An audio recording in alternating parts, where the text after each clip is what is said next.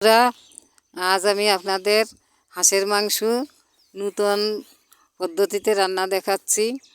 বাজার থেকে কিনে এনেছে, ধুয়ে ভালো করে জল ঝরানো হয়েছে। এখন এই যে লঙ্কা ধনে জিরে একসঙ্গে পেস্ট করা হয়েছে, এটা আদা রসুন পেস্ট করা হয়েছে।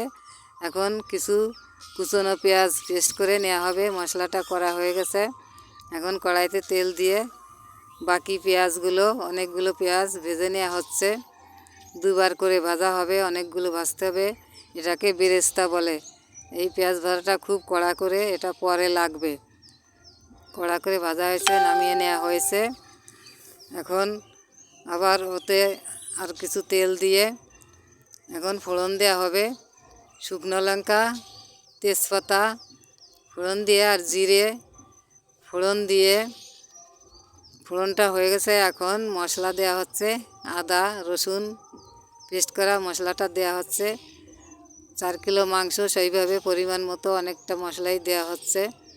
ভালো করে নেড়ে চেড়ে এখন পেঁয়াজ বাটাটা দেওয়া হচ্ছে। পেঁয়াজ কিছুটা যে বাটা হয়েছিল সেইটা দিয়ে দেওয়া হচ্ছে। বেশ কষানো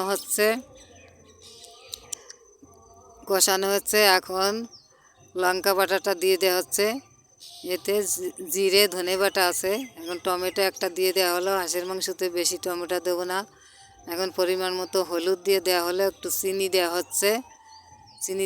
হচ্ছে। এখন পরিমাণ মতো লবণ দিয়ে দেওয়া হচ্ছে। লবণ দিয়ে ভালো করে কষানো হয়েছে, তেল ছেড়েছে। এখন জল দিয়ে দেওয়া হচ্ছে। সম্পূর্ণ ভাপা রান্না, ঝোলের উপরে এখন মাংসগুলো দিয়ে দেওয়া হচ্ছে। এইভাবে বাড়িতে রান্না করে খেয়ে দেখবেন, খেতে অসাধারণ টেস্টি। এইভাবে রান্না করে খেলে পরে বুঝবেন অন্য রান্নার থেকে এইটা খুব ভালো লাগে। এর আগে আমরা অন্যভাবে রান্না করেছি, কষাই করে, সেটাও ভালো লাগে। সেটাও এক স্বাদ, এটাও এক স্বাদ। ভালো করে অনেকক্ষণ জাল হয়েছে। ঢাকা দেওয়া হয়েছিল, ঢাকাটা দেখানো হয় নাই, আপনারা ঢেকে দেবেন। এখন রান্না হয়ে গেছে। গরম মশলা বাটা কিছুটা দিয়ে দেওয়া হয়েছে। এখন কড়ার থেকে নামিয়ে নেওয়া হলো। এখন সেই পেঁয়াজ ভাজাটা দিয়ে দেওয়া হচ্ছে উপর দিয়ে ছড়িয়ে। এইভাবে কড়াইতেই থাকবে। আমার ভিডিওটা ভালো লাগলে সাবস্ক্রাইব করবেন। ভালো থাকবেন, সুস্থ থাকবেন।